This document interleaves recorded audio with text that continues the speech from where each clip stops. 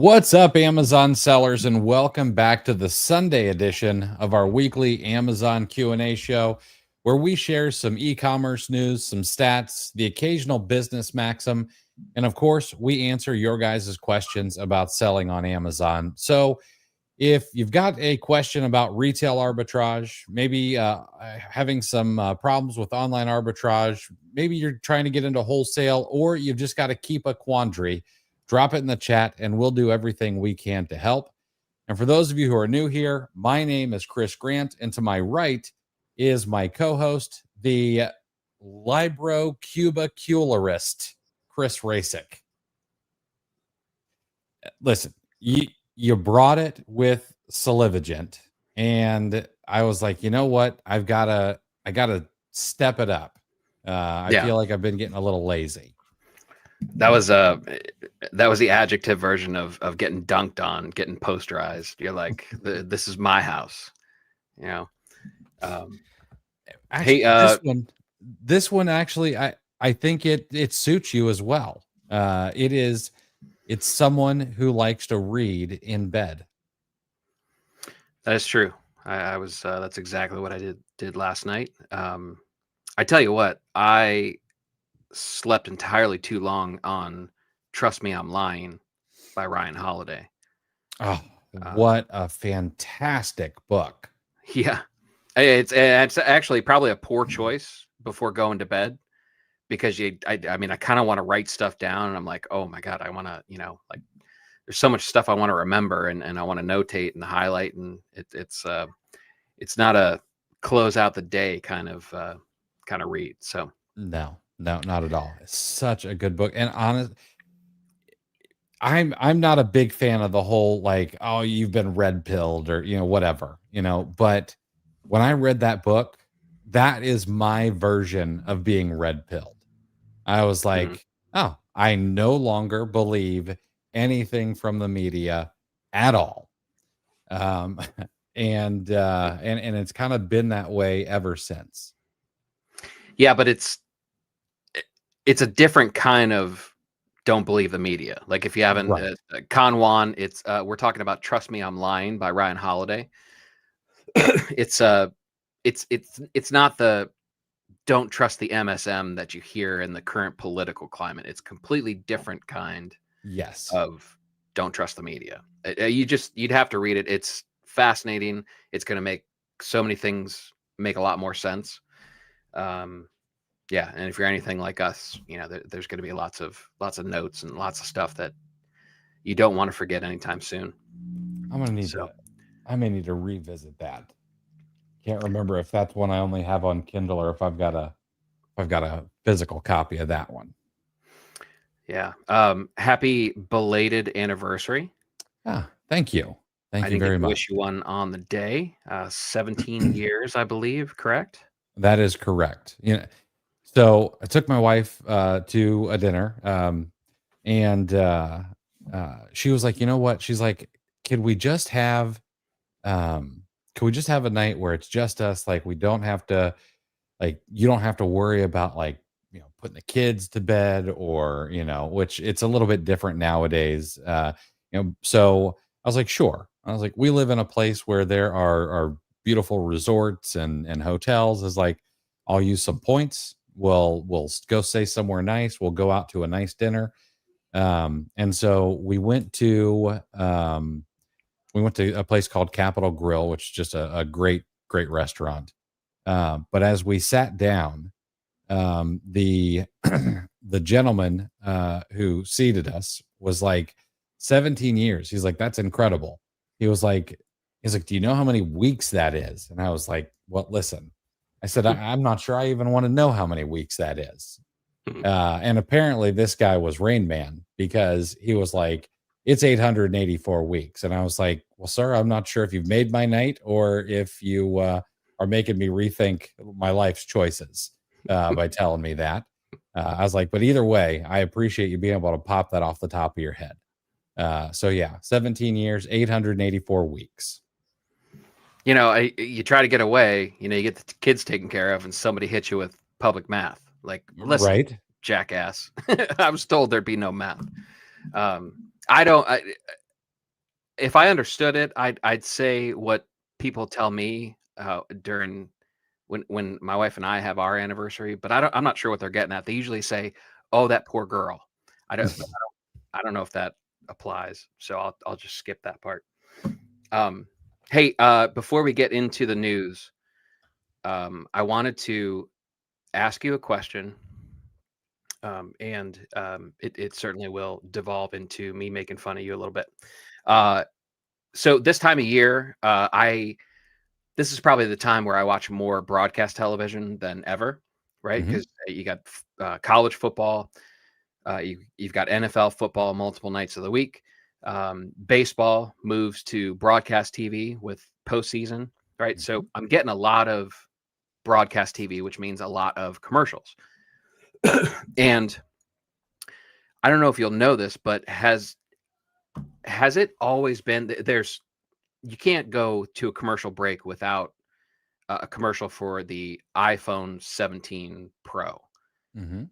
right? And it's they always show the orange one, and that annoying won't go away Kevin Hart is in a bunch of the commercials, and he's not funny at all. I will fight any of you.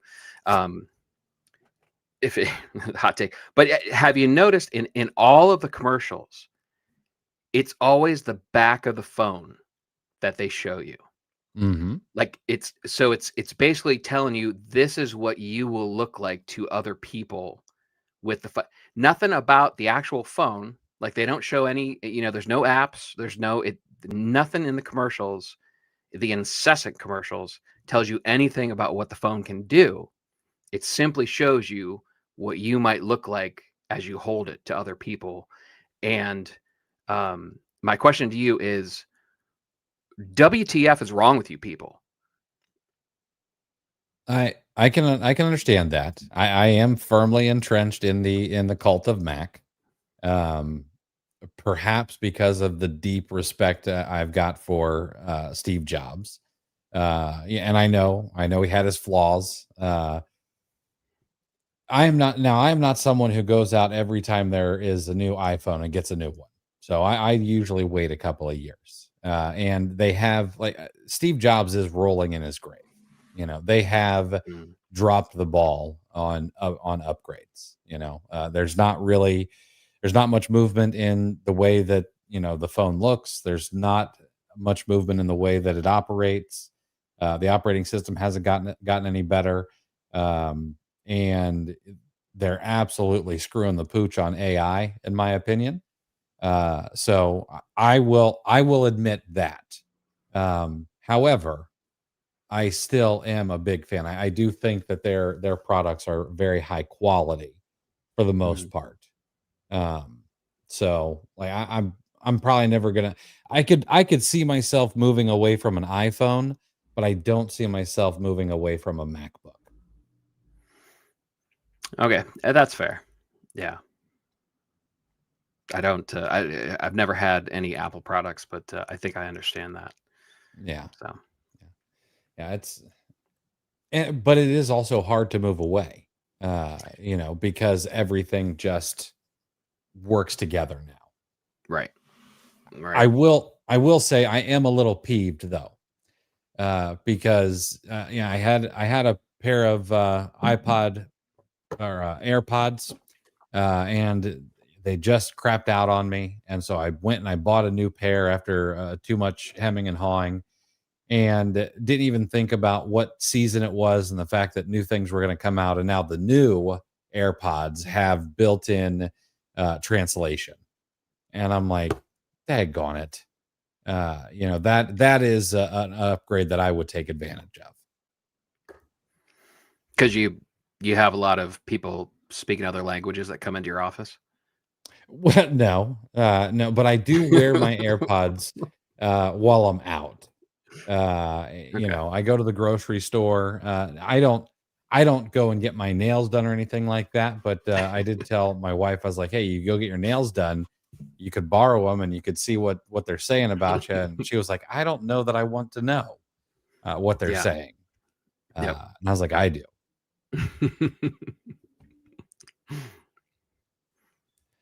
All right, let's dive into some news. And of course, guys, if you have questions, drop them in the chat. We are going to be getting to questions a whole lot earlier. We've been doing that and it's been going well. So anything you need help with, anything you're curious about, drop it in the chat. We will get to that. But first, big deals and holiday forecasts. A couple of articles came out with some numbers and some forecasts, which just it's one of my favorite things. But Amazon's October Prime Big Deals Day just wrapped. I think Walmart ended yesterday. I think Target ended today or ends tonight. And there's some data starting to come in. There's not a whole lot out there yet, which I was a little surprised about. But there are some things that I found interesting. Number one, of the people surveyed, 90% of the shoppers said that they knew about the event beforehand. It wasn't just impulse buying. Only 24% of the people surveyed bought holiday gifts, meaning 76% were buying for themselves for the most part. And I believe the average order value was over $100, like $104 or something like that is the number that I read. 55% price checked other retailers before buying. That number is going up and surprising. 38% also shopped Walmart's competing sale. 30% hit Target Circle Week. And there were some category winners. Apparel and shoes was the number one category at 27%. Makes sense because that's probably where a lot of the steepest discounts were. I actually even took advantage of it. I got a pair of dress pants for, I don't know, like $19. Household essentials came in second at 25%. Home goods, third at 21%. Beauty and cosmetics at 21% as well. Health and wellness at 21%. But you notice what's not in the top five? Toys, electronics, and all the other traditional gift items. So it actually kind of seems that this wasn't the traditional holiday sale. It was sort of a gonna buy stuff for myself kind of sale. Which I find interesting. I figured that there would be a whole lot more toys, a whole lot more electronics, and it just wasn't the case. Now, to go along with this, the coming holidays, Adobe is forecasting 253.4 billion in online holiday sales, which is up 5.3 from last year's record 241.4 billion. They say that mobile's going to drive 56% of that spend. Buy now, pay later is going to hit $20.2 billion. And discounts are expected to peak at 28% off, which is the exact same as last year. To take that information along with the category mix for Prime Big Deals Day kind of suggests that we kind of know where consumer psychology is right now. People are buying some gifts, but they haven't really started.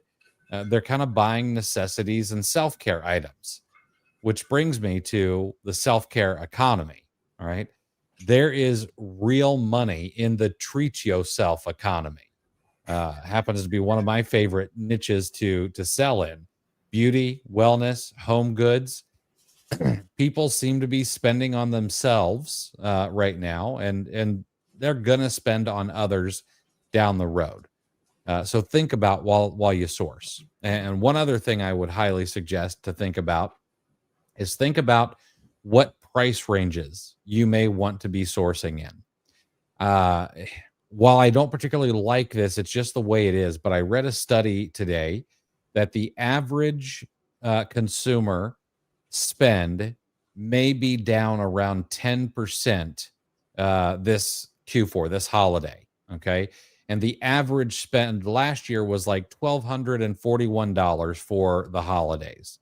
The average spend this year is going to be something like $1,170 some dollars. I should have written them down. It was very interesting. But what was more interesting is the dichotomy in who is spending what. Those making $150,000 plus per year expect their holiday budget to increase 26%. And those making 50,000 and less expected their spend to decrease by about the same amount. So honestly, something I'm noticing more myself is that as we tend to shop things that people who are less price sensitive are going to purchase, uh, I'm kind of noticing less price erosion. It's been kind of nice. So, I mean, this kind of goes back to, I mean, you can be Walmart or you can be LVMH, you can't really be in the middle. And you notice that with Target. Of all the retailers right now, Target might be getting slammed the worst. We're going on 8 months of declining foot traffic because Target's kind of always been in the middle. Sure, you go there and you kind of let Target speak to you and tell you what you need, but that's not who's winning right now. It is Walmart, it's Amazon because we want to be the low price leader, and then we're seeing higher priced goods where there's less price sensitive shoppers just kind of trucking on. So gonna want to think about that. The middle road is not really the place you want to be in retail, in my opinion. Yeah, that's a great point about Target. That's exactly where they are. We reported on the fact that the retail numbers that were coming out were primarily driven by six-figure earners and up. That's been out for a while. So now we're starting to see that shake out in the numbers. But yeah, exactly. Target's not either one. They're not for either extreme. So this is interesting, and as you were talking, I kind of I kept thinking of the concept behind the lipstick index. Because number one, the information, like the fact that this prime deal event was light on the holiday shopping, I think that's a good sign for the rest of Q4. That I means, agree. we could have holiday spending backloaded, even though we're probably going to see a nice jump in the numbers based on this event currently. It does make me wonder for Q1 of 2026. I wonder if that becomes the sweet spot for the lower priced medicine cabinet items. I just wonder if those sellers that constantly hit health and beauty, if because everybody, most people overspend during Q4, so if it finally hit, I guess the question is, when does it hit the six-figure earners?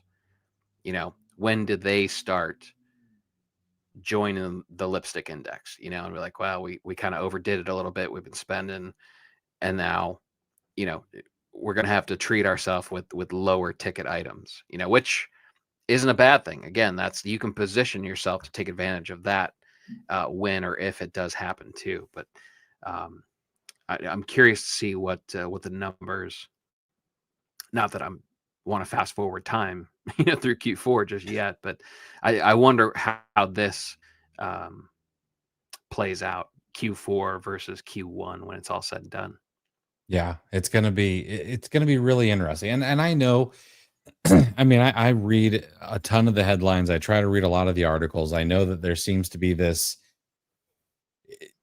Some people are saying, like, people under 100,000 are already in a recession, and people over 100,000 in income are you're not quite feeling it yet, and which I don't like, but I've got to just face the facts. And so, yeah, it's going to be very interesting. Um, I'm curious how this all shakes out. And speaking, I'm glad you brought up the lipstick index because I didn't bring this article up, but I read a really interesting article. And the headline was Gen Z is redefining the lipstick index with matcha and designer sneakers. And it talks about how consumers often reach out for little luxuries when finances are tight. We've talked about the lipstick index before, and says that consumers buy lipstick during recessions. But a new report from PwC says that Gen Z is also looking for these little luxuries, but it's a little bit different compared to the previous generations. They instead are buying, sorry, they're buying matcha, and they're buying expensive shoes, more so than they're necessarily buying lipstick. And that's based on a survey of 4,000 consumers. I need to dive in a little bit more to this particular article, but we may talk about this next time around because it's very interesting.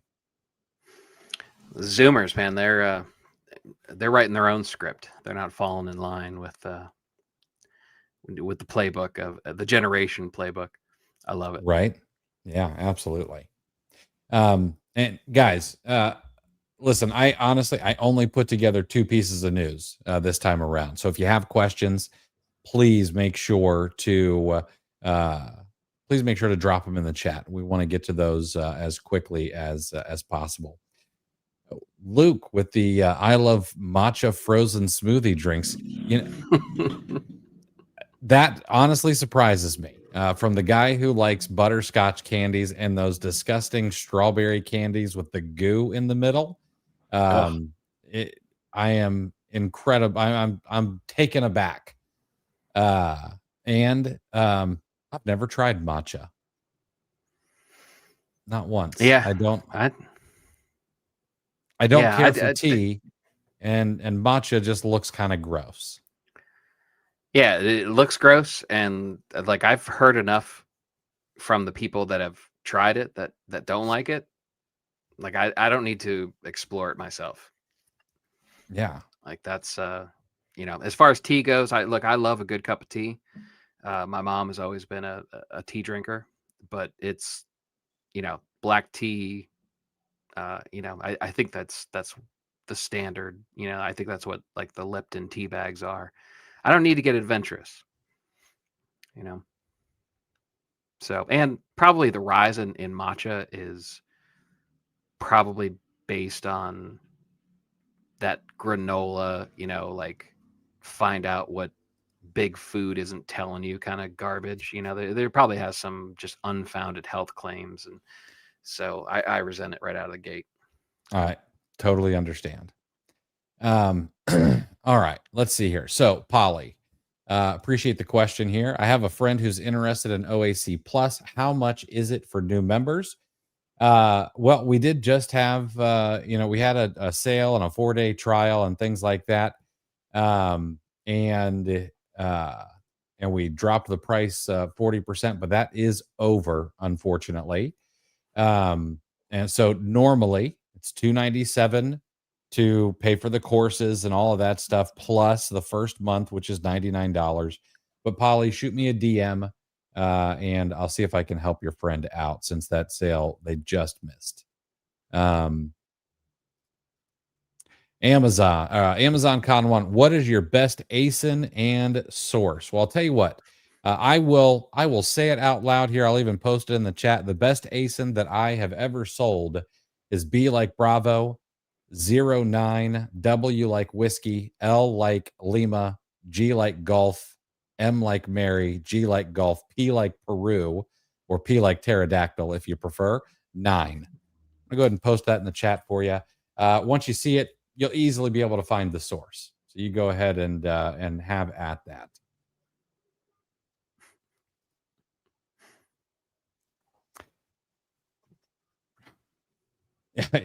Heather, you're absolutely right. Luke also likes eggnog. So yeah, we cannot trust Luke's tastes. Oh, crypto butthead. Come on. Let's see here. Oh, crypto. Come on, man. Let's see here. Because you don't know how to make matcha. Oh, okay. Interesting. Well, I'm probably not going to try, unfortunately. That's when you know that. That's when you know the stuff sucks. Yeah, is when people are like, "No, you're just not making it right." Like, no, no, like it doesn't matter. Like, there's no way that the preparation is that far off. That like, oh, if you just had the proper skills, it would be delicious. That's never happened in the history of trying stuff. Yeah, That's just trying to that's trying to cordon off a little area for matcha. Like, you just don't get it, and so that's just putting up the walled garden of matcha enthusiasts. absolutely. All right. Guys, keep your questions coming. We got one more piece of news. Everybody's chiming in on the gross stuff Luke likes. That's so great. It's great when the audience gets in on giving Luke a hard time. I appreciate you guys. I love that. I love that the casual viewers, like just the audience, like they have a running list of like, dude, no, yeah, I'm pretty sure that dude likes circus peanuts and like candy corn, and they just have an ongoing library that they keep track of the weird stuff that Luke likes. I should probably get Luke's address and send. I mean, we give him such a hard time, and he's such a good sport. I should send him some circus peanuts and some strawberry candies and some butterscotch discs and all that stuff. Some all right. war bonds from the Depression era, all that stuff that he's into. So apparently the Muggles found Keepa. There are two consumers that have alleged that Amazon misled customers by promoting false discounts on its site during its summer Prime Day sale. And before I get into the meat of this, come on. Like, is this the first time you've ever heard of a sale? This is retail 101. We're going to take the price up by 10%, and then we're going to lower the price by 15%, and boom, it's on sale without hurting our margins very much. Matter of fact, and consumers love it. I don't care what anybody says. Consumers love it. So much so that when JCPenney stopped doing it, I think they had to file bankruptcy, or they were really close to it. And some new CEO had to come in and be like, okay, we're going back to the old way. We've got coupons and we're running sales. And they ran the exact same playbook, and consumers went back. Okay. But I digress. There is now a proposed class action lawsuit that was filed in September in a federal court in Washington State.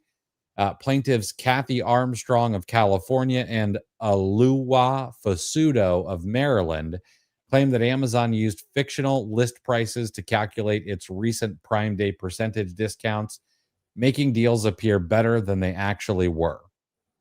Also, what makes anyone think that list prices are ever anything but fictional? Ever. Like, have you ever bought a car before? Or anything else for that matter? Anyway, the lawsuit details a number of examples of what plaintiffs alleged were fake sales during the 4-day Prime event, which ran July 8th through 11. One such example is a pair of headphones advertised by Amazon on Prime Day as being on sale for 44% off. The product's list price of $179.95, according to the complaint. Plaintiffs claim that the item's list price has always been in the range of $130 to $160, and that the advertised 44% discount was misleading. And they said Amazon uses these fake Prime Day percentage discounts offered under the extreme time pressure of brief Prime Day window to lure consumers to purchase products. I mean, come on. In another example, the lawsuit mentions an 8-inch Android tablet for kids listed as 40% off, et cetera, and so on. You kind of get where I'm going with this. The lawyers who are bringing the suit, of course, they declined to comment, stating, this pending lawsuit, and Amazon almost declined to, or Amazon also declined to comment and I'm guessing the PR department was also snickering while saying we're not going to say anything about this. Uh, I don't know. This just seems frivolous. I hope that the plaintiffs got this on are not paying for it. I hope this is on contingency. Yeah, and shame on the law firm for taking this up. Like, welcome to how the world works. I'm shocked that one of the plaintiffs wasn't named Karen. But I thought Kathy, I had the hard I thought it was coming, but this is ridiculous. How naive those people are.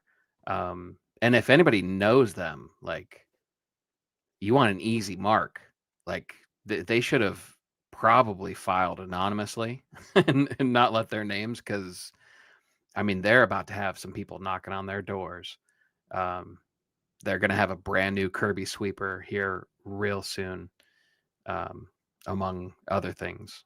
So, Yeah, it's just a waste of time. I hope I'm not one that often says, you know what, let's just leave Amazon alone. Like if Amazon deserves some litigation, all right, I'm okay with that.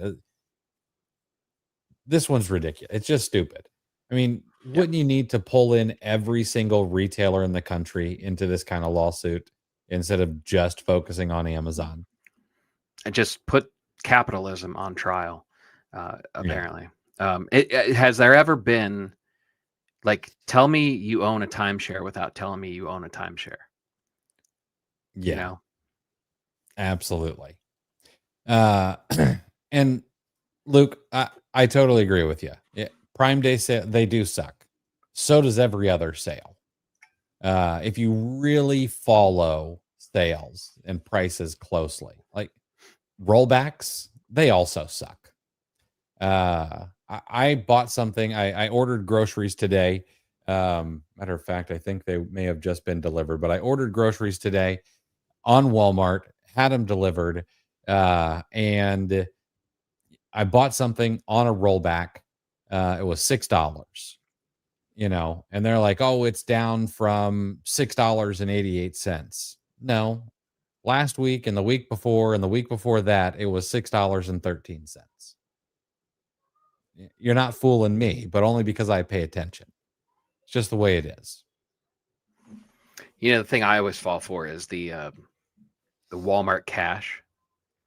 Like, Yeah. get $2 in Walmart cash, but you have to buy three. And it's like, Hmm. I certainly don't need 4 packs of yogurt, or whatever it is. But Yeah. All right. All right, guys. Well, what questions do you guys have? We'd love to answer those for you. That's literally all the news I came up with today. It's been a little slow on the news side, and I was working on a few other things. Um, but yeah, we want to answer your guys' questions. Let's see here.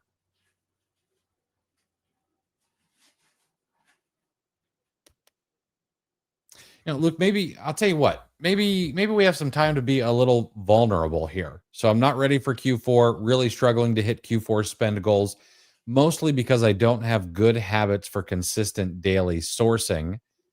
Not spending enough time. I mean, honestly, so I get this, and I think this is something a lot of people have. But you've got the problem half solved because you've written it out, uh, you know, pretty concisely here. Um, my question is, what do you need to do? Now, I know that we have all talked, and like you've got kids running around and stuff like that, and sharing computers and stuff. But could you maybe set a Pomodoro timer, and be like, I'm just going to sit down for 25 minutes, and maybe that turns into 50 or 90 or something like that. I would imagine that if you did something, or maybe hack dopamine a little bit by giving yourself a little, give yourself a little butterscotch disc every time you hit that 25 minutes or something. Uh, you know, you might be there a whole lot faster than you think. Yeah, it's yeah, that's a tough thing. I mean, it's good to admit it. I was kind of I was going through. There's a couple people.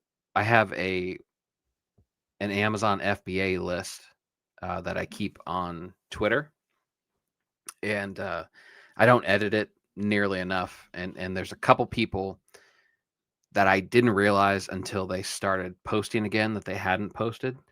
Um, so there's a couple people, and it's just the most presumptuous, just cocky stuff, and I can't tell you how much I hate predictions anymore.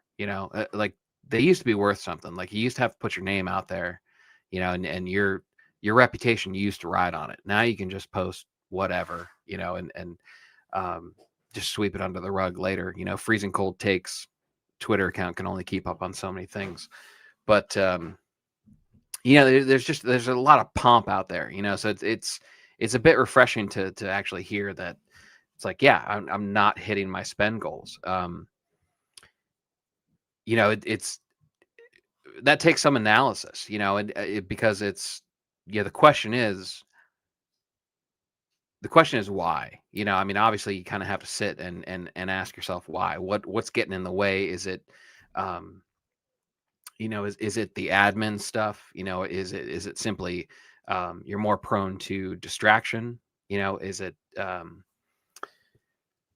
are you not you're not doing a to-do list? I mean, I know you have a full-time job, Luke, which and I've said many, many times that um uh I think part-time with a full-time job is probably the best way and makes this the greatest part-time job ever in the history of side hustles.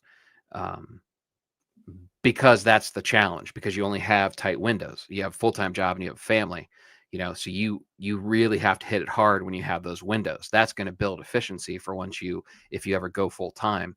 It's going to open up the schedule, and it's going to feel like an embarrassment of riches as far as the time that you have available. So these times, this is where the skill really gets dialed up. And if you can fight through this, figure it out, be honest with yourself, call yourself on your own BS, and actually get through this and get back to your goals and get everything sorted. I mean, those are the sort of problem solving that really, really good Amazon sellers do, in my opinion. Um, because these are problems that all of us have. It's you could see like, oh no, you can see people just kind of justifying it on other things. It wasn't me. It was Amazon did this. And that caused a bad Q4, or they'll try to blame it on external challenges instead of facing the facts that they simply weren't efficient enough. Mm-hmm. Yeah. Vince, I'm trying out this lead provider named Atlas. Hopefully it serves me well. I would suggest you choose another one. Um, just from what I've seen. And I'll tell you what, and that's fine. I use it for rabbit trails. I probably would not buy anything off the actual list. And I will tell you that if you go over to OA Leads 24/7, oaleads247.com, there is, I think, one spot left on the Gamma subscription, which is a weekend only list. But I think you're going to find the quality to be an order of magnitude higher. Um, but yeah, I am a fan of lead lists, so I don't typically put them down, but there are a couple that I have not put on my blog post for a reason.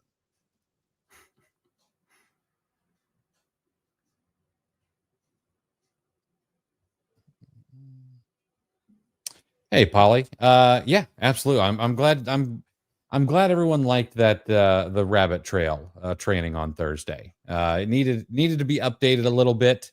There are a lot more things that you can do now, thanks to AI and a few other things that I've learned over the years since I created the rabbit trail challenge. So I'm glad you guys enjoyed that. There's a lot of things to think about. I'm sure that there are things that I could probably make it better as well. Miles in a box. So I'm just starting out with Amazon FBA. What are some good tips I should keep in mind this Q4? Okay. So I'm going to start this off with a suggestion.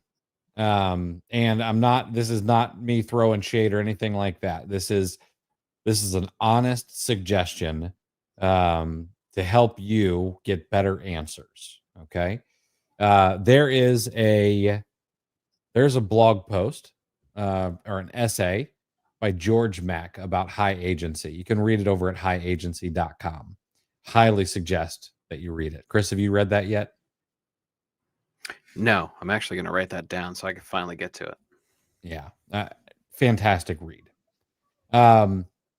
In one of his follow-up essays, George Mack talks about how you can increase your agency and also what commonalities people with high agency have. And one of them is asking specific questions. What are some good tips I should keep in mind? This Q4 is not a bad question.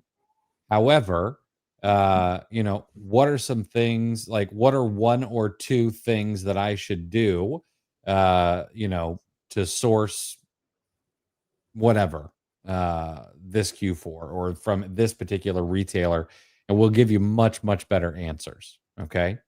But saying that, I do want to answer this question. Okay. So, some tips that you should probably think about in Q4 is number one, if this is your first Q4, don't expect to knock it out of the park. And that's okay. All right. You're going to see people who are absolutely crushing it, and you're going to think that, you're missing out. But don't expect to just be a killer this first time around, because you're still learning the ropes. So, and when you're learning the ropes, this is a really good time to go wide and go shallow.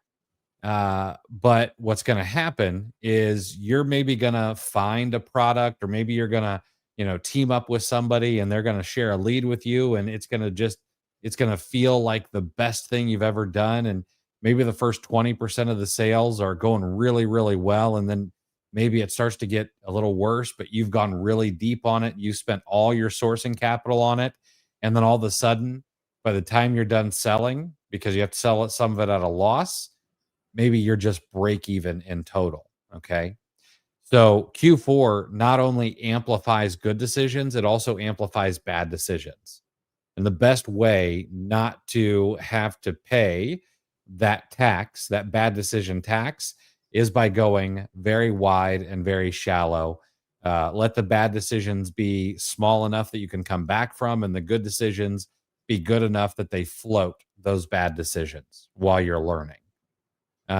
Actually, I'm actually gonna stop there, because that might be the best tip I can give you. So I don't want you going bankrupt in Q4. Mm-hmm. Yeah, I want to kind of draw some connections to Q1 as well, especially if you're just starting out. Pay attention to what you're sourcing, because in my mind, it'd be pretty difficult for a new seller who sold a lot of holiday specific, whether it be demand or whether it be the actual products. If you sell a lot of Christmas items, you need to at least recognize that Q1 you're going to have to start all over, as far as like the sourcing and what you're going to go after, so I would, if it makes any sense, I would kind of go through Q4 with Q1 in mind, if that makes any sense, because you don't want to be at a loss, but like, oh, I sold so many candy canes and ornaments and toys this Q4, and that, it's going to make Q1 feel pretty barren, depending on what you source, so keep in mind that you don't have to necessarily go for seasonal stuff, shampoos, lotions, household items. Everything sells in Q4 and Q1, the household staples and stuff like that, so um, I guess just be aware of your product mix as you go through Mhm. Q4. Yep, absolutely. Um, yeah, yeah. Q4 is a drug, man, and Hmm. you know the detox in Q1 can be heavy, especially for those just getting started this time of year. Hmm. Potato, what piece of equipment have you bought this year that increased your productivity significantly? Um, it was not a piece of equipment. Actually, it was actually something that Miles said in our podcast with him. Uh, I think it was during the podcast. Maybe it was after while we were talking. Um, I went into my iPhone and I turned off so many notifications. I only left the ones that I absolutely needed. And that has probably increased my productivity more than any other tool or thing that I have purchased. Yeah, I don't know if I have an answer to that. I'm not sure. I guess if I had to pick something, I'd probably say my new desk, but like not the desk itself, but like actually rearranging it, um, because I had to clean up a bunch of stuff, and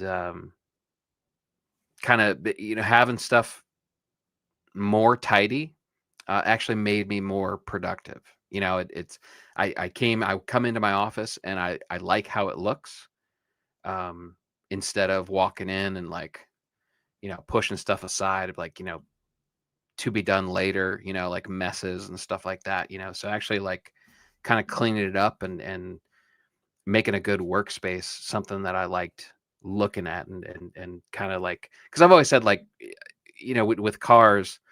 I remember I said it to my son when we were going up to the football game. Um, we were talking about different cars and stuff like that. And he drives a Subaru, so I tease him uh, incessantly. So, but I said like cars, it's great that they look good on the outside. I said, but really what I want the most is a nice looking cockpit, because that's where I sit. This is what I Hmm. look at all the time. And I was talking about some of the cars that I don't like. I said I've always hated Chevy interiors. They were just dull, and um, there's never anything exciting about it. I said that, so the interior, the dashboard and then the center console, it there needs to be something there, because that's where I spend the most time. And I don't know. It's just kind of I'm always aware of where I'm sitting. Like I want to feel good about where I'm at. So that would be my answer to that. Absolutely. That's good. There's that advice, and James Clear talks about it, and all kinds of people talk about it. Like, you want to change your habits, change your environment, or things like that. Hmm. And I mean, you essentially did that without actually, like, a lot of people are like, oh, go work at a coffee shop. Well, like, let's be more realistic. You changed your environment by switching things around, by doing a deep clean, and that works as well. Hmm. Absolutely. Ah, Luke, you know what? Second computer monitor, absolutely. I should actually, I should probably get a third. I But was just thinking about that today. yeah, a mouse with a horizontal scroll wheel is absolutely a game changer. That is absolutely helpful. All right, Lori, is it too late to start selling on Amazon for Q4? I got laid off recently from my 9 to 5. So, okay, this is a two-parter, and I want to give this a fair answer. No, it is not too late to start selling in Q4. You could get things into FBA by probably around the end of November. Okay. And still have them go live if you use like optimized shipping and stuff in time for the holidays. And remember that Q4 bleeds into January. Um, so much so that some people who study Q4 spending habits actually include the entire month of January in their studies. However, and there's also FBM opportunities and stuff like that. However, I really want to address the second part of this. And I'm sorry that you got laid off recently. That sucks. Okay. Um, if if you read or pay attention to, we'll call it grind core or maybe hustle core content, you'll hear a lot of burn the boats, and when your back is up against a wall, that's when that you can't fail. um that's a lot of pressure, a lot of pressure. Now, and I'll tell you why I know it's a lot of pressure. I essentially did this to myself. When I started, I quit my job, and I had a 6-month runway.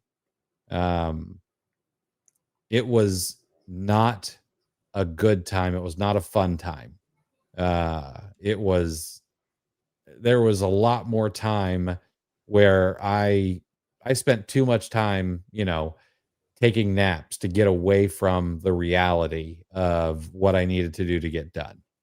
Now I'm not saying that you're built that way, but it was overwhelming for me.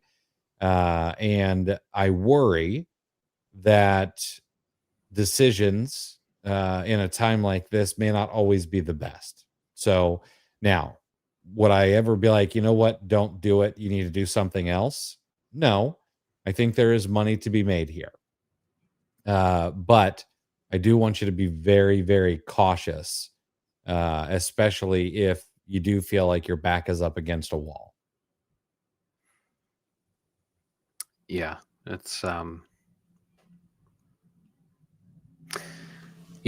mean, there's I don't know. It's tough to like to just jump into it trying to replace a 9 to 5, Hmm. um, because there's risk on two different levels. It's usually and this is a bit different. Like most of the people that we talk to and the people that ask questions, they're usually kind of easing into it. It's for whatever reason, it's either they're being cautious with their capital or they don't have a lot of capital and they're just trying to build something on the side. Um, and there are a lot of stories of people who have capital. That's dangerous from that aspect as well, because I'm convinced that all of us have our own set of mistakes that we are inevitably going to make. And there are plenty of stories of people putting a lot of capital on the line and simply through inexperience not realizing what they're doing. So um, Lori, I don't know. You may have a nice nest egg and you may be able to ease into it, and that's great. That's um, you may be dealing with a lot less risk than just the way we're reading into that question. Um, but there are a lot of stories of people trying to go too fast too soon. Um, and then then there are plenty of stories of people going too slow, and just not getting it to work. But I don't. It's an odd perspective, Chris. It's tough to give advice because I'm not comfortable with people who come into this needing it to work. You know, um, Absolutely.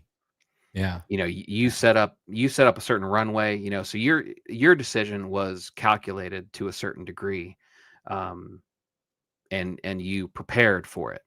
Hmm. Um, and it was still a lot of pressure. So So now to be kind of thrust into it and be like, all right, well, let's just figure this out. I think, Lori, I'd say my best advice for you is vet your mentors um, to a very, very strong degree. Because there's only certain people in this space, not that I know them all, but all the people that I know, there's probably only a few that I think could walk you through this scenario and get you to where you need to be without being reckless.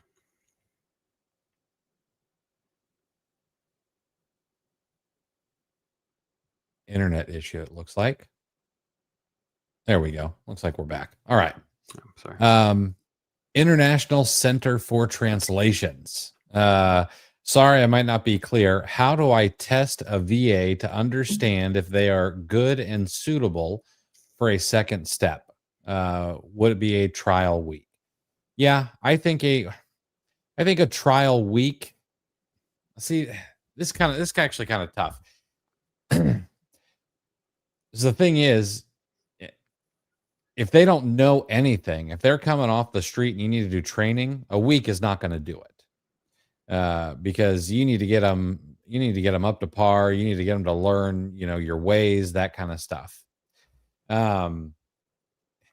My opinion would be if you can have somebody come in who can communicate well, who asks good questions, and can go out and find matches. And I don't care if they're profitable, just matches from some Target products to Amazon, from Walmart to Amazon, and maybe some other retailer that's not one of the big three. And just matches. That doesn't matter if they're profitable. Then I would almost say it's probably time for like a 90-day trial with listen, at the end of 90 days, like we're going to pay you for 90 days. You're going to need to go through training for a week or two, and then you're going to be off to the races.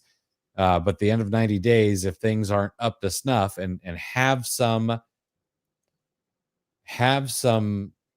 things in place, like these are your KPIs, these are your metrics. If you're not there by day 90, then we're probably going to go a different direction. That's probably the way that I would do things. That's the way that I have done things.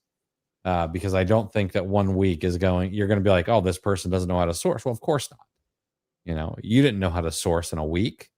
And if you're like, well, I got them from some other seller.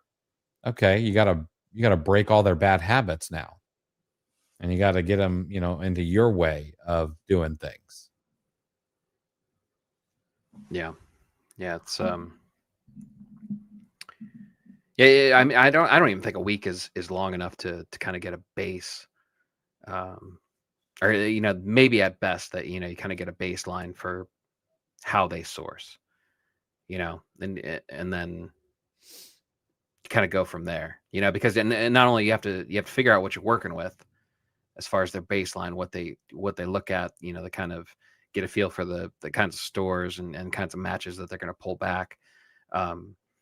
Once you do that, you haven't learned anything about how teachable they are either. Mm-hmm. And that certainly takes longer than a week. So yeah, I'm all for the extended trial. And the more hands-on you can be, I think the better your chances of having a good VA when it's all said and done. Absolutely. EB, do us a favor. Be a little more specific. What problems are you having? We'll get to those here in a second. Okay. Lounger.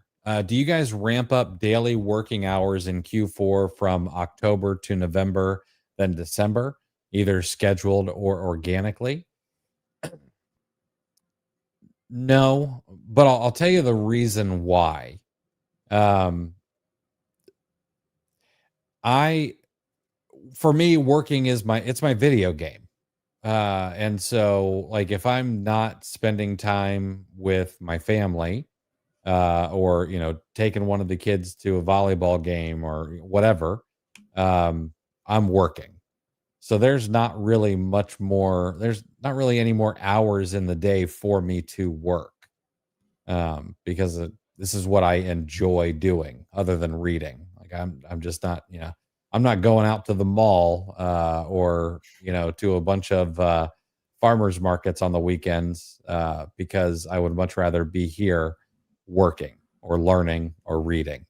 Um, if there were more hours, would I ramp them up? Sure, probably. But there's not any more hours for me to ramp up to.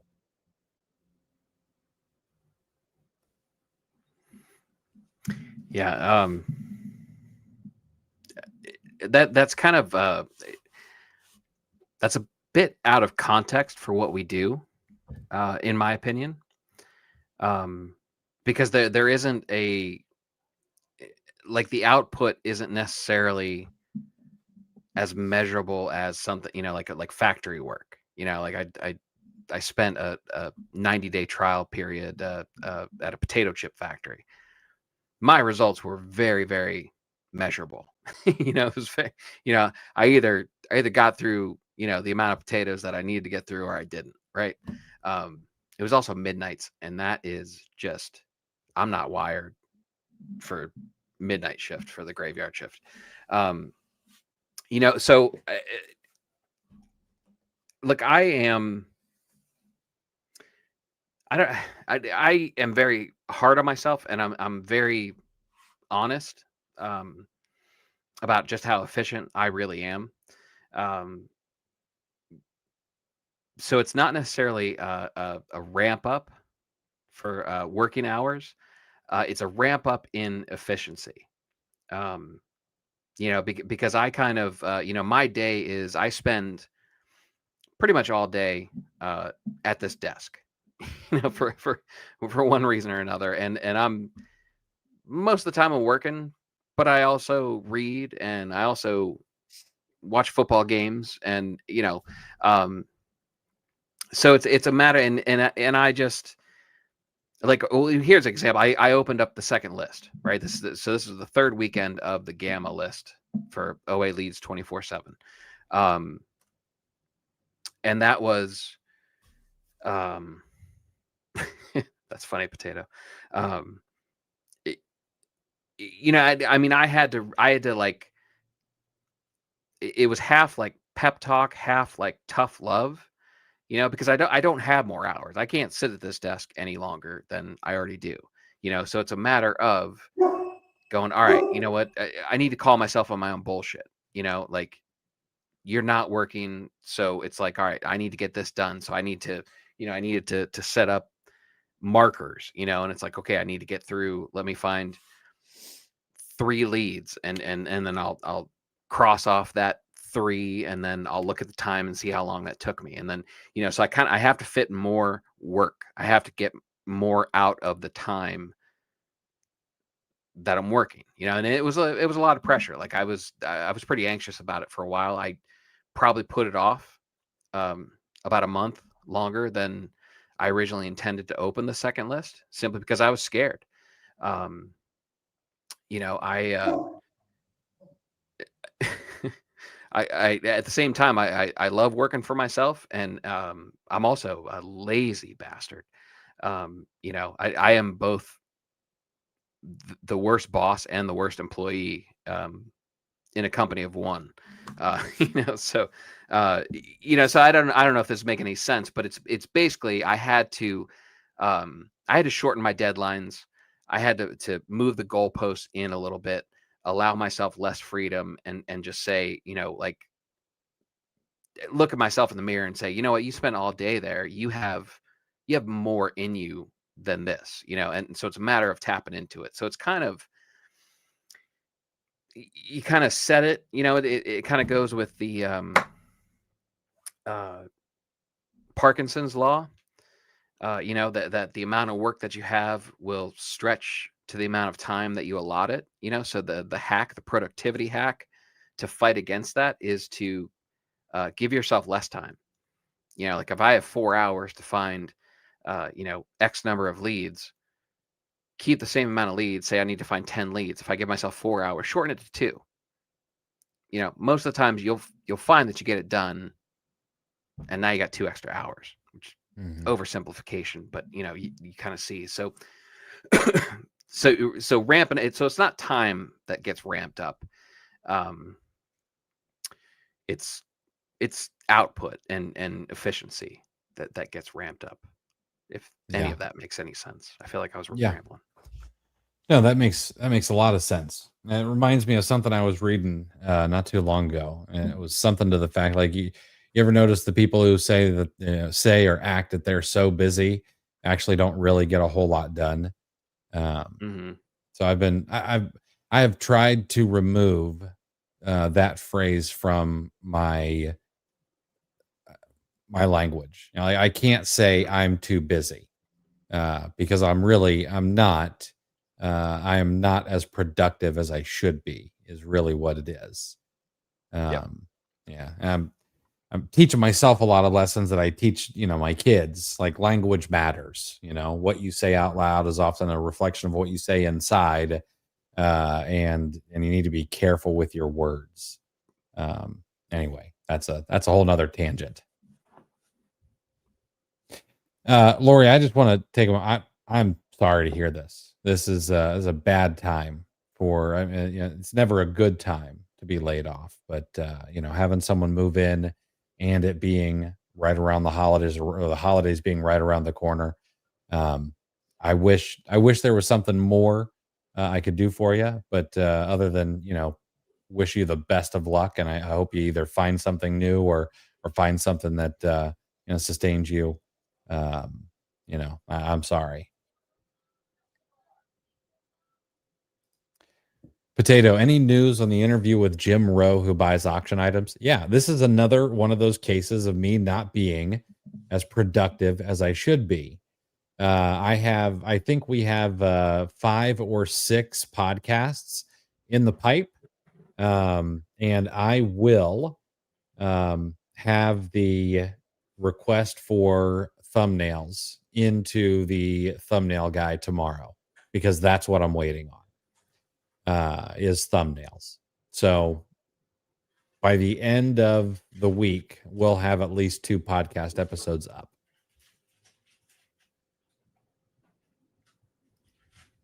EB, what is the limits on free supplies from UPS? I got only 1 roll of shipping labels before they labeled my account at max order capacity. Go take a look at UPS's stock price. They are down something like 30% this year. Matter of fact, my dad is a UPS employee, and he said something anecdotal to me. He said, he said there's a bathroom stall in the men's restroom at work, and it took them 5 months to get it fixed. And I was like, well, have you looked at your guys' stock price lately? I was like, doesn't surprise me. I would imagine, and the lady who runs UPS, she is a numbers lady. She came from, I think her background is as a CFO of another company before she became the CEO of UPS. And so I have been hearing this more and more and more. I can't get more free supplies from UPS. They're limiting me and stuff like that. Because honestly, we're not profit centers for UPS. So personally, I'd probably start paying for them. That's probably going to be a whole lot easier than trying to get around uh, the limits from UPS.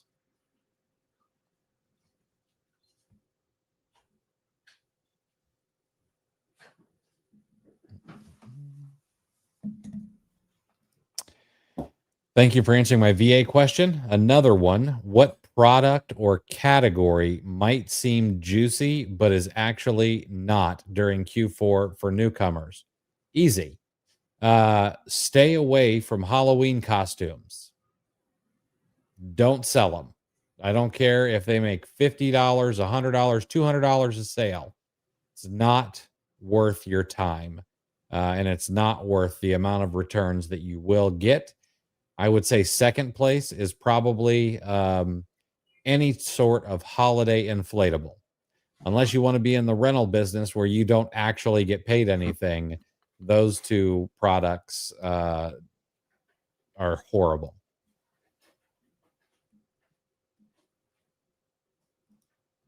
Sleekiest, if a product shows good performance last Q4, is it wise to send in a lot of inventory this year, like 500 units?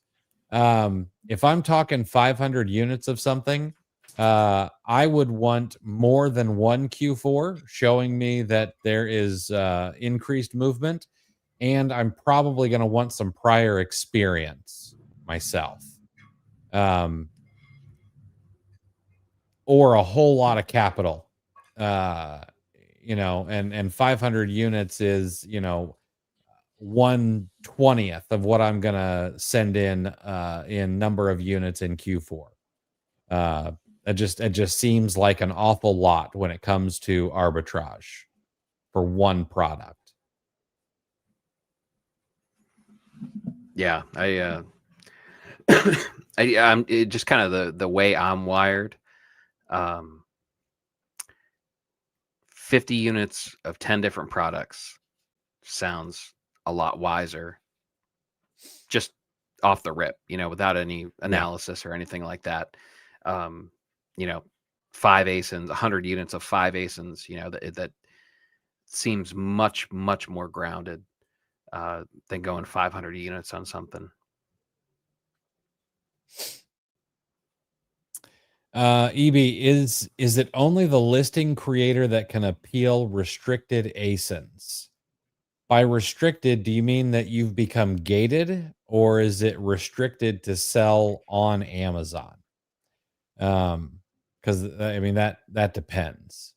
If it's restricted, as in you can no longer sell it on Amazon, I don't even think it's the listing create. I mean, no.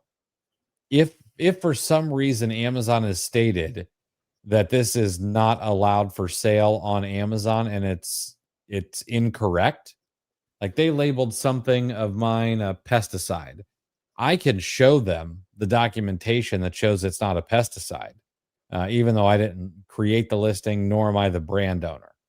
Whether Amazon accepts it is a whole nother thing, though. Hey, Juan, good to see you, man. All right, I'm going to get your name wrong, but I'm hoping it's Jab.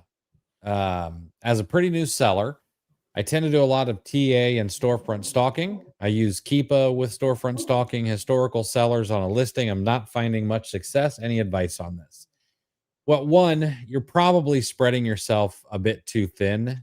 I'm not really sure that you should be using tactical arbitrage as a new seller. Probably, like, I think you really need to know how to find your own products first before you try to put any level of automation into your sourcing. And I think that storefront stalking is going to be an excellent, excellent thing for you to do. Now, here's the other thing. You say you're not finding, much success. Here's the thing. As a newer seller, you're kind of in Amazon's sandbox, and it is going to be harder to find inventory that is profitable and that you are allowed to sell on Amazon. That's the way it is. Like, there are these hurdles that you've got to jump over. And whether they're there on purpose, for Amazon to try to get rid of those who aren't willing to do the work, or whether it's just the way Amazon, thinks that maybe new sellers are more prone to sell things that are a little sketchy. I'm not sure, but either way, that's the way it is. So you're going to have to put in a lot more iterations before you find profitable products. So my advice is keep going. I wouldn't consider it a failure until you've done 10,000 experiments and you're not seeing some real movement.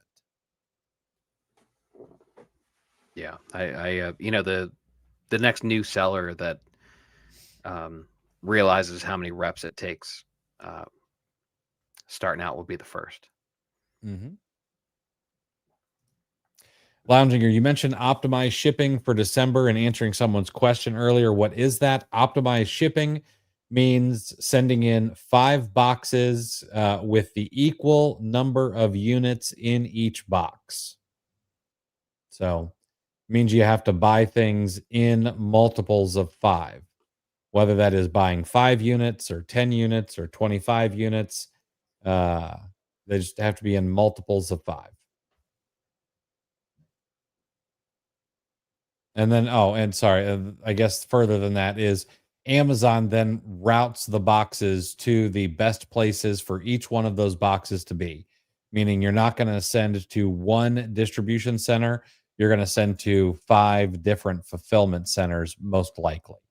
And it should reduce the amount of inventory that gets rerouted to other fulfillment centers. Doesn't get rid of it completely, but it should reduce it.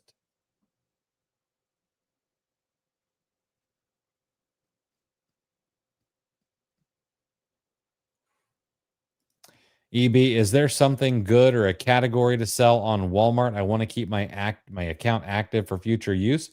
Do they close accounts if you don't sell on there? Honestly, Walmart disappointed me so much that I don't even pay attention anymore. Like it's one of those things where I've always been bullish on Amazon, but I was like, you know what? I'm a fan of the free market. I believe that competition is good. I believe that competition is good for the consumer. And even though we are sellers on the platform, we are consumers of the seller side. And so I was like, you know what? Competition is good. Like if Walmart can do something to make Amazon step up their game, this is going to be a good thing. Uh, and maybe that would be in the form of not seeing fees increase for the next couple of years. Maybe it would be new initiatives for sellers. I didn't know, but Walmart, I mean, they hurt me, and I'm not, yeah, I can't allow that relationship to stay in my life right now. It's kind of a it's kind of like a question of the garage doors closing, and it's like, how much can I get out of the garage before the door closes completely? Like it's a very difficult question, because apparently Walmart wasn't aware that counterfeits existed, so they're scrambling on the back end now. So Yeah. Lounging here, it's not what Walmart did to me. Yeah, it's what Walmart did to every seller out there. It's the fact that they require CPC and testing documentation from every single seller on things like toys. I get it. CPC and testing documentation, that's important. Uh, but having it have to come from every single seller, that's dumb. Um, Amazon also has done CPCs and they're now requiring testing documentation. And just like we expected, Amazon's did such a good job that it's pretty much been a complete non-issue. Despite everyone saying, "Oh, this is it. There goes the toy category." Chris and I were the only ones with level heads who said, "I think this is going to be okay." And sure enough, it has been. Steve, friend of the show, the person we brought on to really talk about the testing documentation, he had like 7, and he sells the majority of toys. And I saw him the other day on Twitter, and he posted, "They're all gone," and he didn't do a single one of them. You know. Now, what does this look like in 12 months for maybe Amazon exclusives or toys that are no longer being made? Perhaps that becomes a bit more of a difficult market for those who want to hold on to toys. But there's always eBay for that, and you can fetch high prices on eBay as well. So I don't really, I'm not feeling bad about that. They gated a bunch of categories, and pretty much said we really only want first party and big wholesale sellers. Okay, fine. You don't want to grow your catalog because you don't understand that even the patterns of the world have a limit to how much they can carry in their catalog. Pattern is massive, and they've got something like 5,000 ASINs in stock. I mean, sure, maybe you have 3 or 4 companies like Pattern in the whole world, you know, chances are more of those are going to be like pharma packs and not be able to hold on for the long haul. So you need resellers. You need those people who are going to grow your catalog and fill in the spaces. Okay. And they kind of said, screw those people. And then honestly, when legal told one of our friends that they had to stop posting about the problems they have with Walmart on social media or they would close his account, that's it.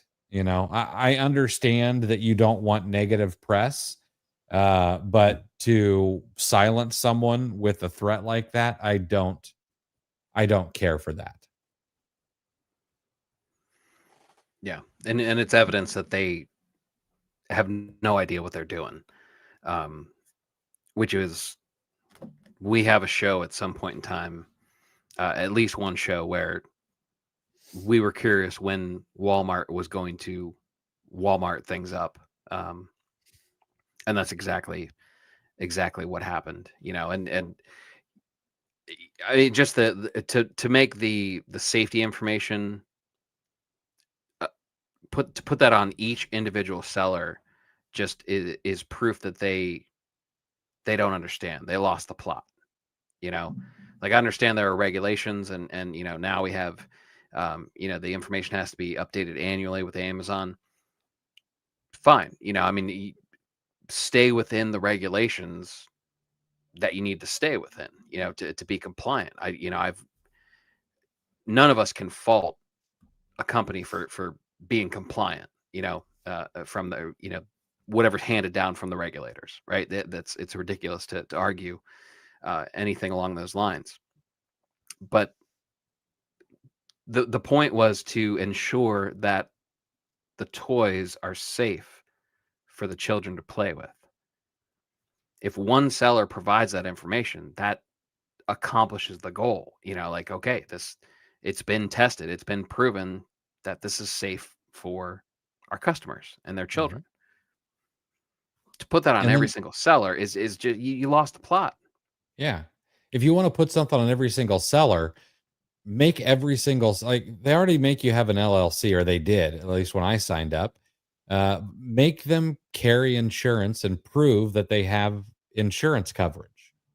Hmm. That way, if there is a lawsuit, and you push it back on the seller for the item that they sold. You know, that's fine. There are a lot of ways that they could have done better. And Flamingo, sure, I hope they get back on track as well. I don't see it. I think that the old guard, and what I mean by that is, you know, the C suite in retail is probably like, you know what, we don't want to see our fiefdom fall, so let's make this a little bit harder. We're the ones who make the money. We're the ones who get to kind of dictate how things are going to go. And I would imagine that there's a little bit of a battle going on there. And I mean, heck, you know, we've had someone on the podcast who kind of said the same thing. It just seems that retail is winning. Yeah, and Artem, you pose an interesting question. Like, if Amazon, because I took his comment to mean if they kind of ease off a little bit. So that's an interesting hypothetical to think about. Hmm. You know, if they do realize what's going on, what is your trust level in Walmart moving forward? You know, because they've proven to have no clue what they're doing. They just kind of seems like they got like shiny object syndrome. They're like, yeah, let's take on the Beezer, you know, and let's go for it. Not so many people have said we have the infrastructure to do it, and yada yada. Let's go for it. And Hmm. then, you know, it's like, I don't know, you know, it's like when you fall in love with the idea, and then you have no idea how to accomplish it. You know, they're like, well, all right, let's start inviting all these sellers. Let's roll out the red carpet for all these third party sellers. Let's do this thing. And then, you know, and then they went, wait, what? You know, like, and then they had to backtrack and chop the legs out from everyone that they were whining and dining and bringing into the fold. How can you trust them to not do it again? Like this is Walmart. We said that at during deep in the upswing, when everybody was very, very high on Walmart. We have admitted that we were coming around. We thought that they could be a major player, because they do have the infrastructure. That those are true statements. But it's like this. Remember all the bad stuff people said about Walmart?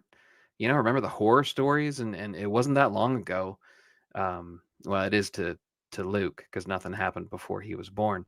But remember, they were killing the mom and pops. That was the first wave that Walmart sucked, and then you heard about like truck drivers getting turned around because they had impossibly tight windows for the semis to be there to deliver the goods, and that was causing major issues with suppliers and distribution centers and stuff, and the people there think it's okay to wear pajama pants in public. Like, just from top to bottom, it's Walmart, people. Like, what? Walmart gonna Walmart. Yeah. And, if you look, I should have known better, honestly, from the very get go, because it's not like Walmart has a great track record. Um, Jet.com purchased for 3.3 billion and then wound down. Bonobos, Moose Jaw, Eloquy, all purchased and then sold at a loss. Like, Amazon or Walmart just cannot seem to get e-commerce right. That's unfortunately, I mean, just history shows that. All right. Okay. Both gentlemen. In that case, what is the best category or product during Q4 for a newcomer? When you started, what was the best category or product? So I don't know if you're going to like this answer, because every single product, every single category sells better in Q4. Doesn't matter if it's a giftable product or if you think it's giftable. That's just not the case. And it depends on what you can sell. There's every category is great. If you can sell grocery, perfect. You've got seasonal products. You've got regular everyday products that people are going to buy more of because they're going to be hosting family members, having parties, etc. Like, I don't want to say that this is a bad question, because I don't think there is any such thing as a bad question.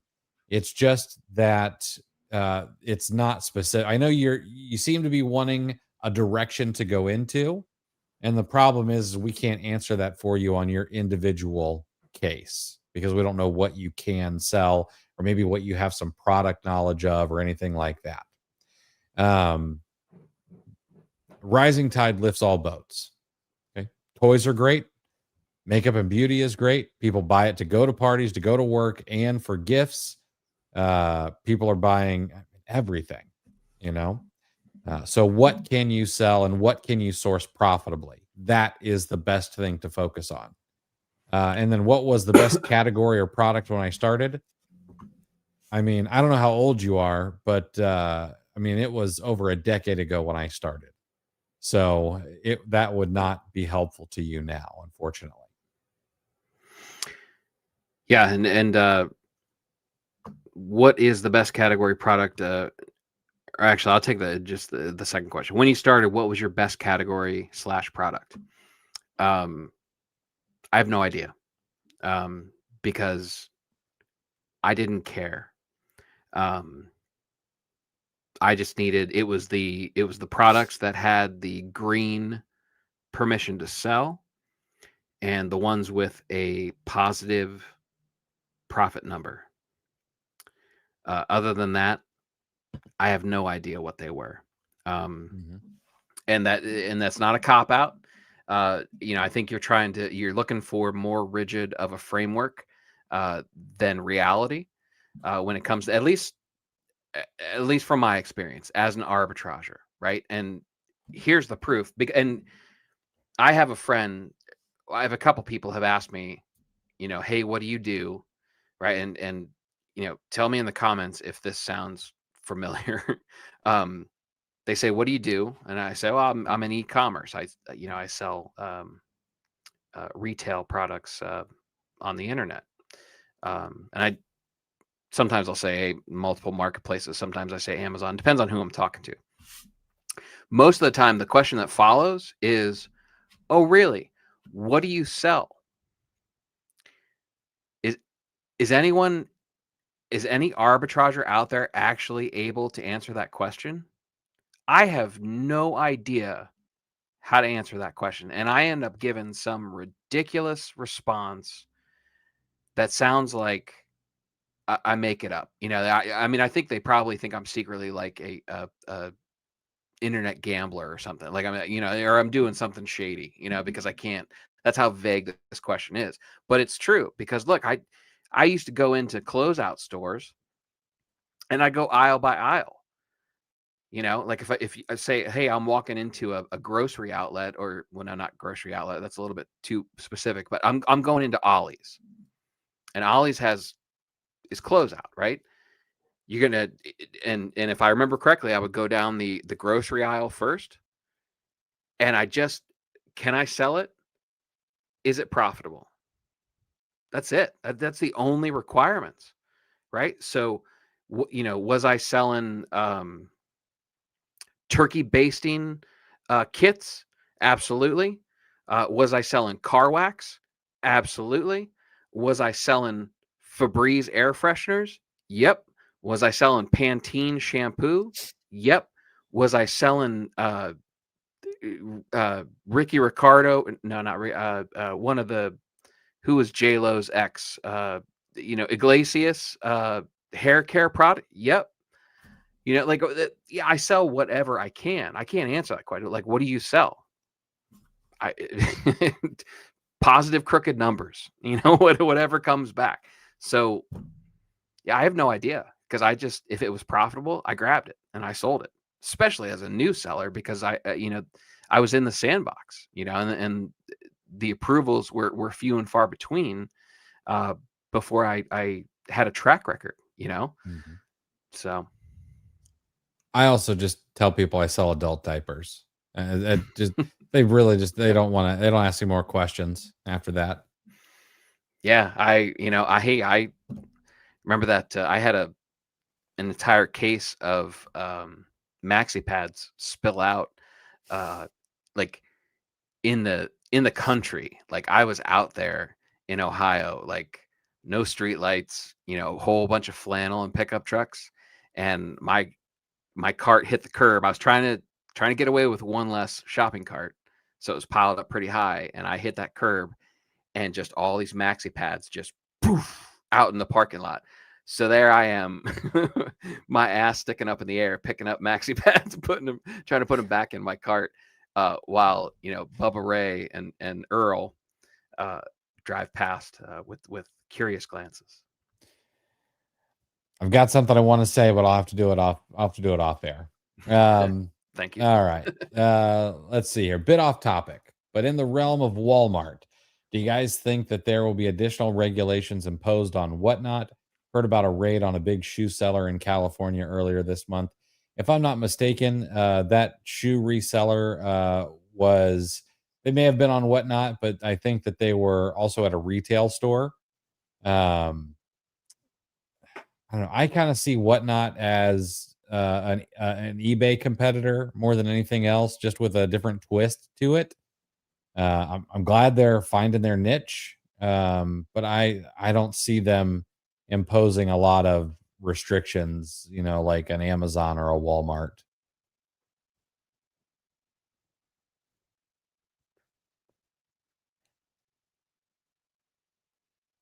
Sorry, guys. Let me just see if there's anything else here.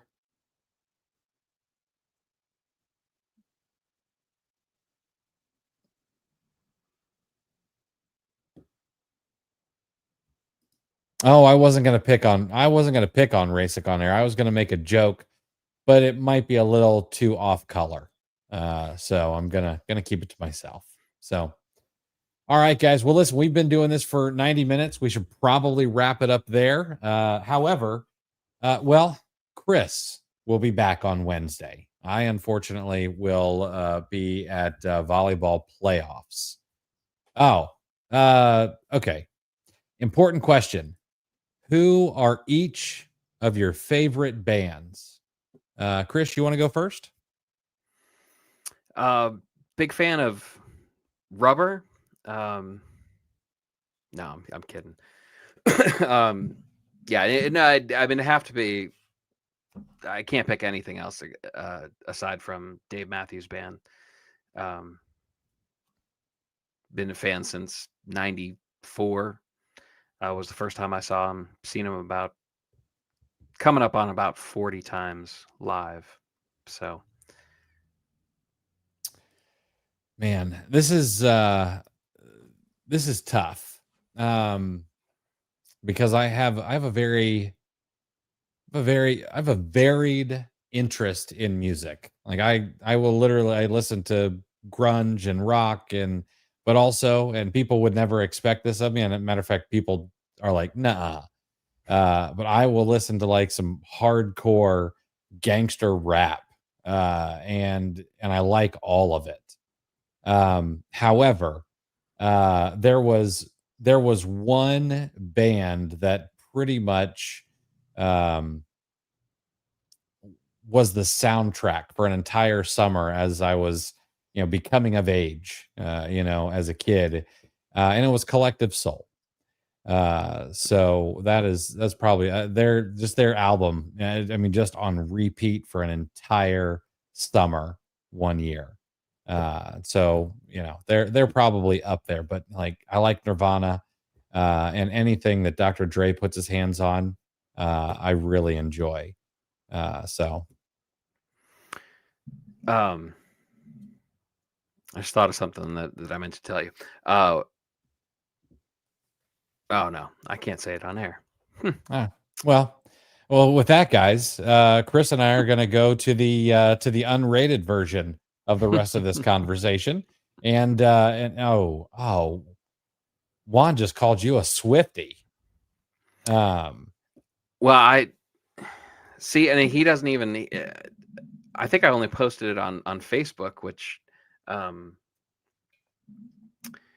I the girl the school district that my older daughter goes to, and she's 12. She's in 7th grade. She is a big Swiftie. They actually scheduled the kids off from school on the Friday that her album was released. And I don't know if I said it. I'll repeat the joke because it makes me laugh. But it sounded like there were a group of feral cats upstairs, like fighting and screeching, sometimes having a good time. But whoever scheduled that to coincide together, the album release and middle school being off school that day, you, sir or ma'am, are an asshole. Because that was cruel and unusual. All right. On that note, guys, we're going to end it there. We will see you on Wednesday, 5:30 p.m. for another Q&A session. Have a great week, everybody. Hope you guys crush it this week.